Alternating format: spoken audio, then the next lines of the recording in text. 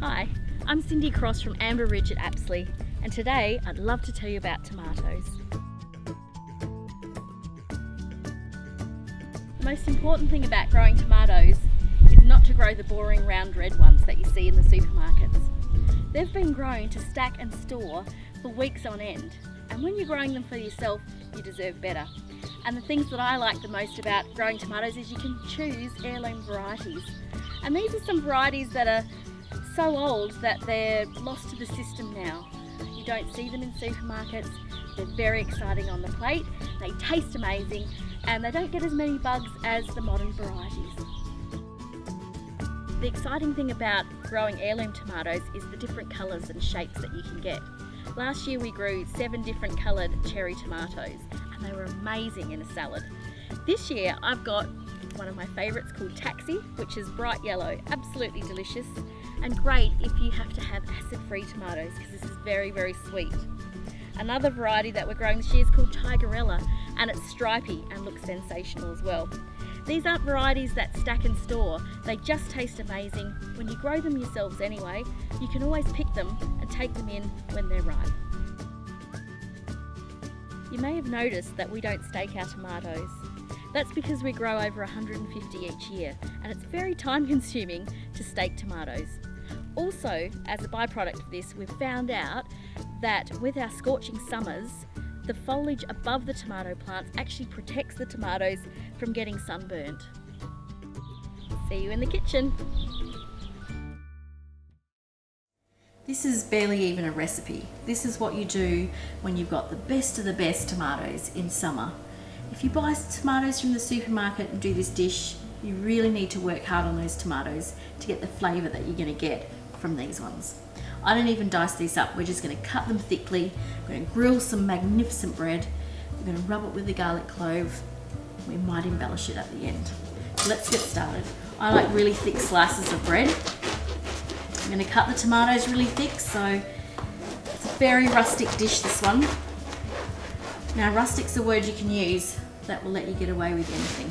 So let's just cut 2 slices. I'm going to drizzle with a tiny bit of olive oil. This will help colour up. Now you could put these in the grill, in the oven. I'm going to put them in my grill here because I like the marks that it gives.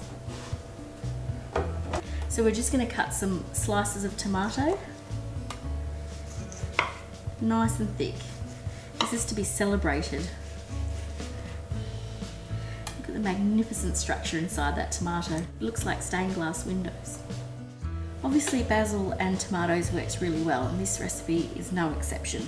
But what I'm going to do, I like to chiffonade my basil. Now what that means, it's a French term for shred very, very finely.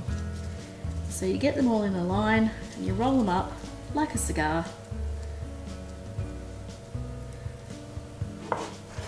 And you cut as thin or as thick as you like. I like it really thin.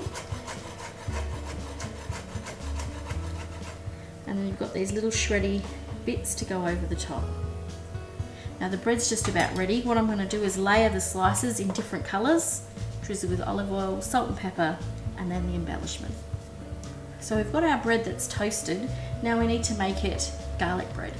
And we do that by rubbing the surface, the crusty bits, with an uncooked garlic clove. It's a very traditional Italian dish. This will give it a flavour of garlic bread and it couldn't be easier. That smells amazing already as soon as that hits the heat. So we're just going to plate up now. We want a dark one and then we want a yellow one. Beautiful one here.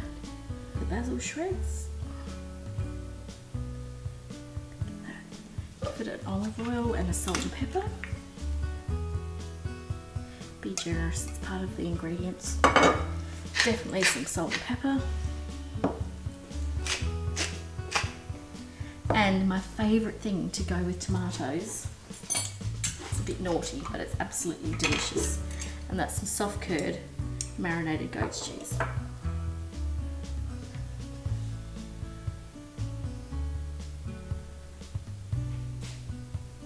Now my favourite part, the tasting.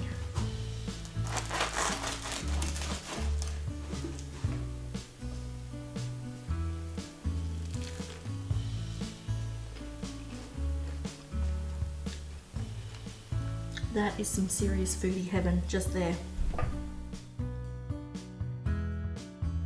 This recipe uses up lots of tomatoes in the garden.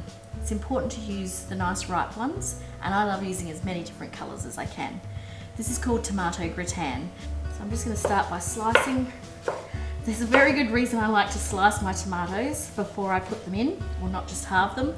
It's because we're organic growers, we like to double check that there's no bugs in them. And it's going to happen, don't freak out. The main thing is we don't cook with them. When you think you've got enough tomatoes, you can put them in your dish. Now I've got one that would serve 5 or 6 people, or you can be a little bit fancy and do individual portions. Today I'm going the big family serve.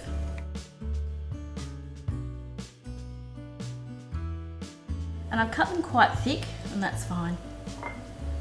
These tomatoes really could just be eaten on their own. They're so delicious. Look at the colours.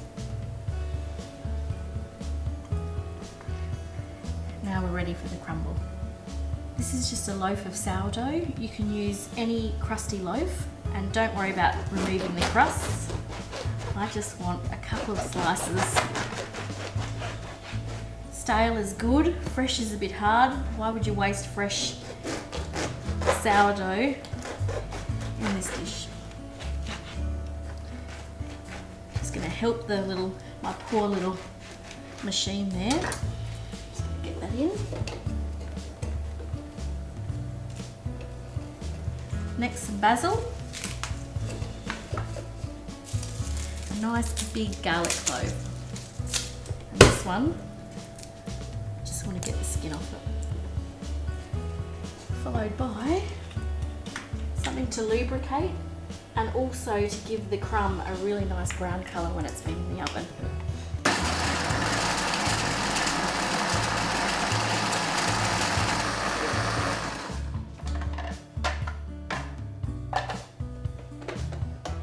One of the classic partners with tomatoes is basil, so this breadcrumb topping goes really well with them. And not all of it.